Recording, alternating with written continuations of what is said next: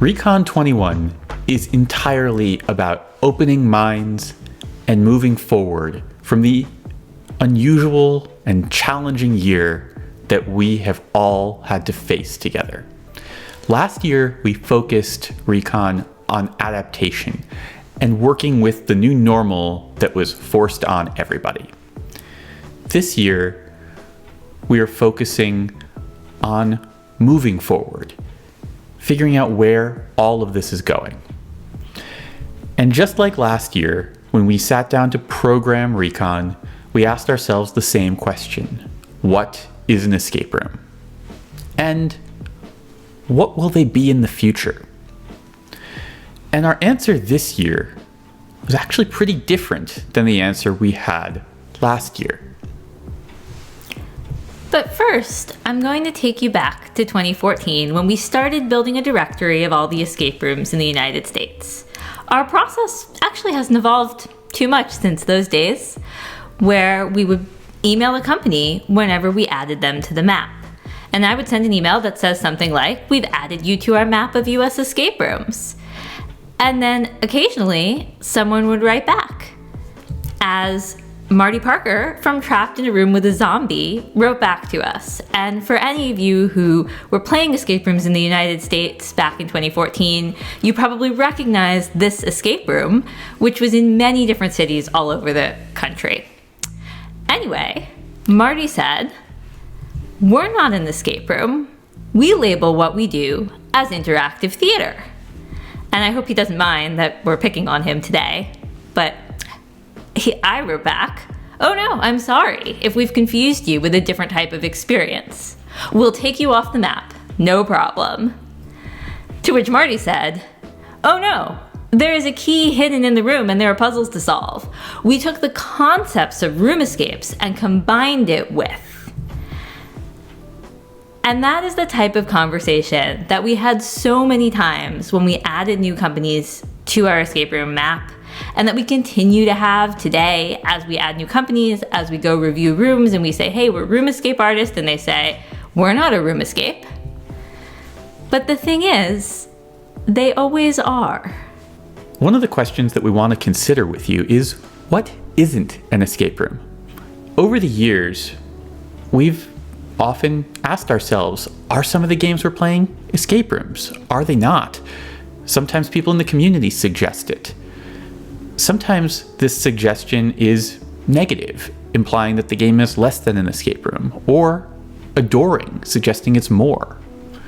One example of that is Boxaroo in Boston, the Storyteller's Secret. This is a game that you are really going to want to play when you come to RECON Boston next year. This game is beautiful and emotional and not really focused on the puzzles, but they are there.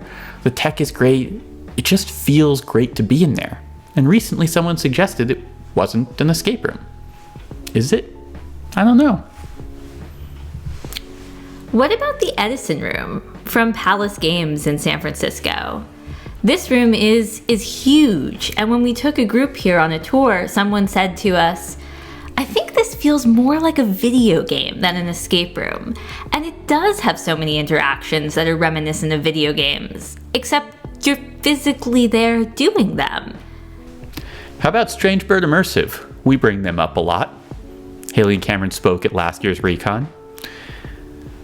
Their experience, The Man from Beyond, is deeply emotional and very performative and actor-driven. Does that make it not an escape room? Something more? Something different? And what about Drago's Castle at Five Wits, one of the many shorter experiences that Five Wits offers in this Disney-like environment with incredible technology, where there are interactions and some puzzles, but the way that the environment changes is really different than in an escape room. What about Paradox Project in Athens, one of the last games we played before everything locked down? The bookstore is 3.5 hours, and like actually 3.5 hours. It took our team 3 hours and 28 minutes to complete it. And it's amazing. It feels like you're in a bookshop. You enter in off the streets of Athens through that facade. It's really cool. Does the length and size of this make it something different? Or what about level 99? This is reactor sludge, which is so much more physical than most escape rooms. You're hanging by monkey bars in this room. You have to figure out what to do, and you end up hitting a lot of buttons. This is in the Natick Mall outside of Boston, and it newly opened, and we went and played it and asked ourselves from the moment we walked in, is this an escape room? Are these escape rooms? We don't know. But we're here to explore that with you right now. We're going to look at the definition of an escape room from our Urban Dictionary. An escape room is a game where a group of participants collaboratively discovers and solves puzzles, tasks, and challenges that require no outside knowledge, it's all part of the game, at a physical venue in order to accomplish a goal within a set amount of time. Over the past year, we realized that virtual escape rooms had entered this genre, and the last two bullet points don't quite fit for them, but we're going to return to physical escape rooms today and unpack this definition just a bit more. All of these games that we just talked about fit that definition. They do. I guess they're escape rooms. Maybe. So let's go beyond dictionary definitions. What is the prototypical escape room experience? We're gonna break down the standard structure. We start with an intro, then we play the game, and then there's an outro. Digging a little bit deeper, let's look at the intro. So, you enter a lobby at an appointed time. There's usually a lobby. And you sign a waiver, and here are the rules. Maybe the game master tells them to you, or there's a video with the rules. There might be signs with rules. And then you'll get a description of the story or the setup for the experience. After that, you go into the game. The game is usually about 60 minutes, give or take.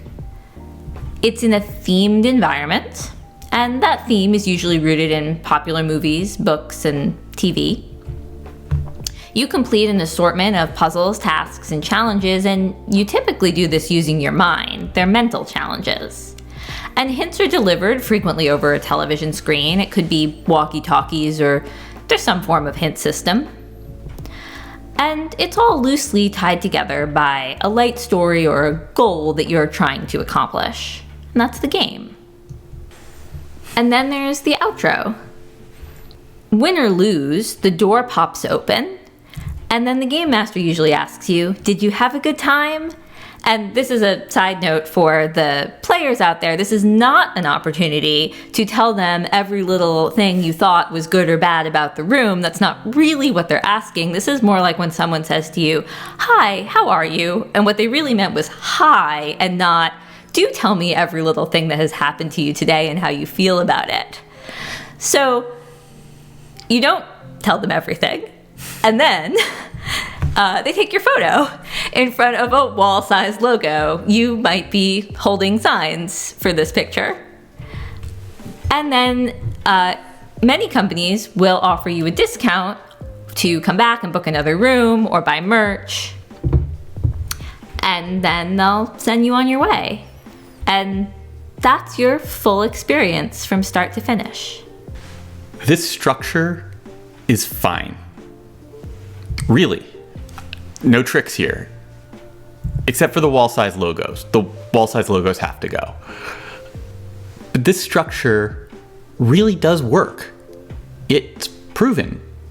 It works financially. It works from an entertainment standpoint. It's a good structure. This structure can produce games that run the entire gamut of quality. If you look at our Golden Lock Awards, if you look at the top 100 on Turpica, there are countless mind-blowing games that are more or less following that exact structure. There are tons of great games that you'll have a wonderful time in. There are plenty of games that you will enjoy. There are also tons of not so great games that follow this structure, And there are plenty of games that will leave you wondering how anyone actually thought that this game was appropriate for human consumption, or that they aren't mortified that this is the experience that they're putting in front of their customers. This structure can do that. It's got it all. And while we're also on the subject, we all know, right, that not every escape room company is a 5-star experience, that's only a thing on Yelp and TripAdvisor, and in the real world, the gamut is, full. Cool. Glad we're all on the same page. But yeah, this structure is fine. But it doesn't have to be this way. Not all the time. When we were on our honeymoon in 2016, we stopped in Seattle on our way back from Australia, specifically to play a game called The Vanishing Act at a company called Locurio. We had heard a lot about this game, and we were really curious what it was doing differently. And when we went, we had a great time. And this game did a lot of things right, especially in those early years. I still think it holds up. But there are a few things that jumped out at us. And one was a 70-minute timer, which we didn't think that much of at the time. But it was something that kind of stuck in our brains. And they justified that timer. And they had an in-world hint system that was also justified.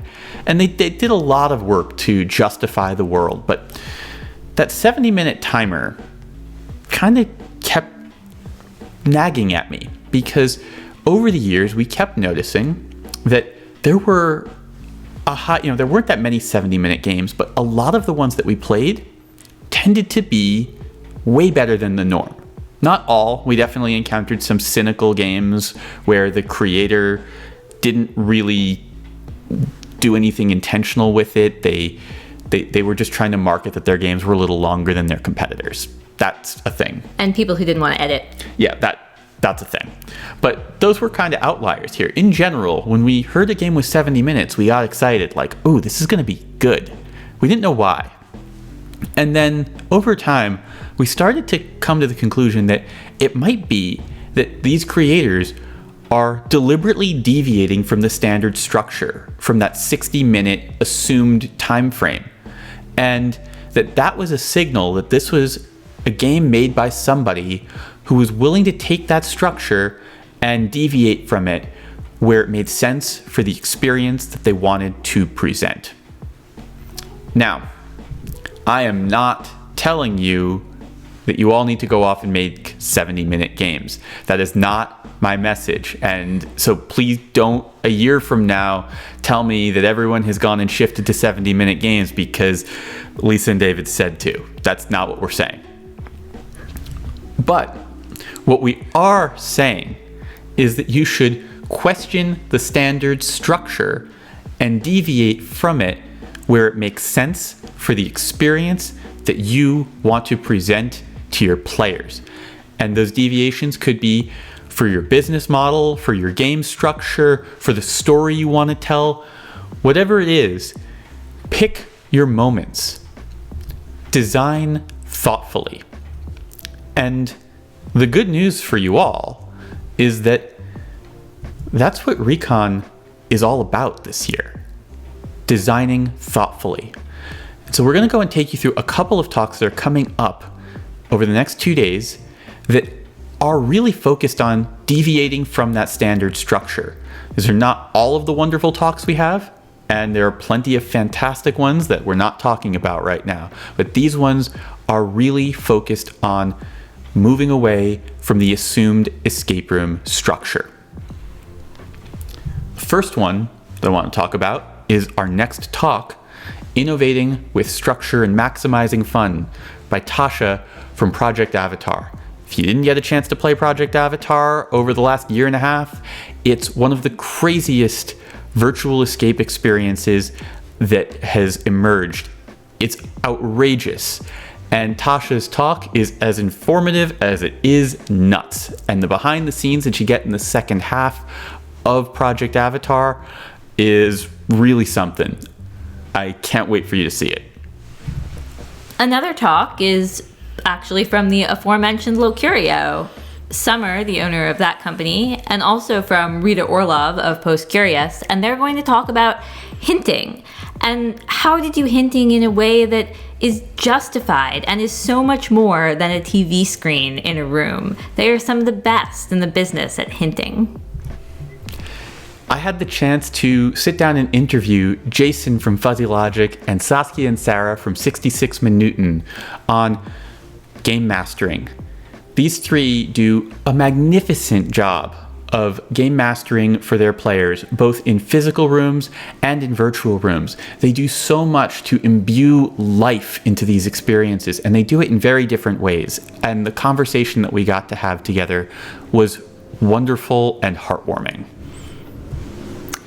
And then starting tomorrow morning, the first talk is playing with game structure from Aaron and Leanne of Next Level Escape in Sydney. And they're all about changing the goal, figuring out what you're trying to accomplish, having players interact with each other and the world in different ways. And they've built a business around this, which is really cool.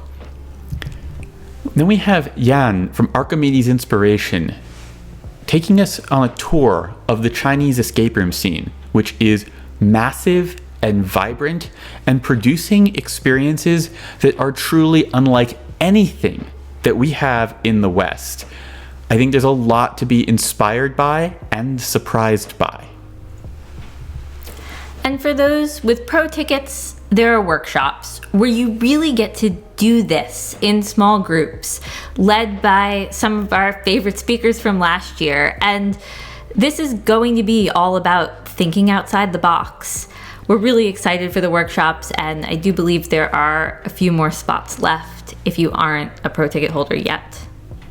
So back to the core question that we asked 50 slides ago. What is an escape room? And I think it's a medium, not a genre, not a standalone thing. It's a medium like television or cinema. So let's take a look at those for a moment. What is television? When we talk about what is TV, it encompasses everything that's on the box. A sci-fi show like The Expanse, which is incredibly powerful, and if you aren't watching it, you really, really should be. Strong recommend. This is television. Or comedy like How I Met Your Mother with a very familiar face is television. Or this is television, regardless of my opinion on the subject. All of this is television, regardless of taste, regardless of genre. It's all part of the whole. Take a look at cinema for a moment. Shawshank Redemption. Drama, it's cinema.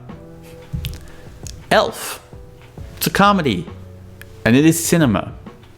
And Avengers Endgame, a 3.5-hour special effects fest. Cinema. It's all part of that medium. So let's go back to that original question. Are The Storyteller's Secret, The Edison Room, The Man from Beyond, Drago's Castle, The Bookstore, Reactor Sludge, are these escape rooms? And the answer is, yeah, we think they are. If escape rooms are a medium, it stands to reason that there are genres within, and those genres might not reflect exactly what we think of as genres when we look at other forms of entertainment that are consumed one-directionally. Let's embrace the outliers, because embracing them is encouraging innovation and growth. And that's what matters. If you look at companies like 5wits, Bodeborg, and Level 99 that are doing these very physical, short games, or even Time Run's Celestial Chain, which I think our London viewers will really know, these games have all been aggressively criticized at different points in time for various things that I'm not sure are fair. This game is too short. It's not an escape room. The win condition is too different. It's not an escape room. I don't like the physical component. That's not what I expect from my escape rooms. The timing mechanisms aren't what we're used to. This isn't an escape room. And I'm not calling anybody out. In fact, our own review of some of these, especially the 5-Wits games when we first reviewed them, we said these aren't escape rooms. Yeah, and I think we might be wrong. That's okay. Because not long ago, being locked in the room was a core part of what made something an escape room. But that's changed. Everything evolves. Our message to creators is innovation is a responsibility. There is nothing wrong with being a technician, a practitioner of the standard escape room structure, and doing that as well as you possibly can and delivering wonderful experiences to them. That structure is fine. If you want to be someone who innovates, who pushes the boundaries, who creates new things and additions and augmentations to that structure, that's fantastic. It's awesome. It's a responsibility because you have to land those leaps. When you go and you introduce new things into your games, you have to do extra work to test it, to make sure that it's working for your customers and that it functions as a game, that it's doing what you want. To the players who are watching, because I know there's a lot of you here, asking you to open your minds and your hearts to the new. Because I see a lot of discourse among escape room players that I think is kind of upsetting. There's a lot of stuff that, I don't know. Maybe you disagree with me, but I don't think it really matters. Stuff like whether one game that you thought was great is better than another game that you also thought was great. Or if an experience is technically an escape room or an immersive game or something else. Naming things can be important, but battling over it or putting stuff down because it doesn't fit an exact definition, that's not getting anyone anywhere. So some stuff that does matter, I think we can all agree, the way these games make you feel, that matters. The people you play them with, that's what keeps bringing me back. And the memories that you get to take home. Because I've said this before and I'll say it again, and I'm going to say it more times. You live with the memory of the game you played far longer than you ever spent in the experience itself. So those memories, that's the treasure. That's the prize. That's the thing you get to take home. We love these games. They've changed our lives. We love this community. It's, as I said, the people are the reason that we keep coming back to this, that we pour so much of ourselves and our time into this. And we believe in the power of play, of getting back to our roots as people and enjoying things together with low stakes and using this as an opportunity to learn about ourselves. In a world gone digital, physical entertainment is revolutionary. And maybe this year more than any other year. Yeah. The revolution will not be streamed.